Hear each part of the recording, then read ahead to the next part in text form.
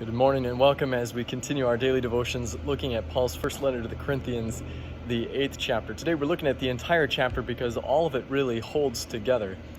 Now, if you had to come up with a list of the top 10 things that are hot button issues confronting Christians today, I'm sure the issue that Paul addresses here in 1 Corinthians 8, whether or not to eat food sacrificed to idols, that's not going to make the top 10. But it was a big problem and a big issue for the Corinthians. And the principles that Paul lays out in this chapter are solid, and they can help us in determining other things for ourselves today as well. Now, in the first century, it was fairly common to have as part of a meal some part of your food that had been sacrificed to an idol. And in that case, it became a question, what is a Christian to do? Some ate without any concern.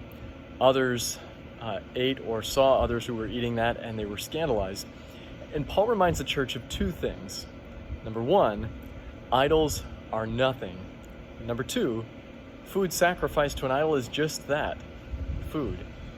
So the decision to eat or abstain is a matter of conscience, not of command. But Paul goes on to say in 1 Corinthians chapter 8, verses 9 to 13, he says this, "But take care that this right of yours does not somehow become a stumbling block to the weak. For if anyone sees you who have knowledge eating in an idol's temple, will he not be encouraged if his conscience is weak to eat food offered to idols? And so by your knowledge this weak person is destroyed, the brother for whom Christ died. Thus, sinning against your brother and wounding their conscience when it is weak, you sin against Christ. Therefore, if food makes my brother stumble, I will never eat meat, lest I make my brother stumble." See, instead of asking the question, am I allowed to do this? A better question for a Christian to ask is, will this thing build others up?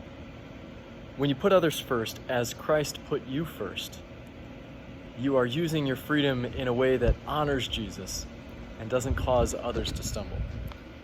Have a great day today.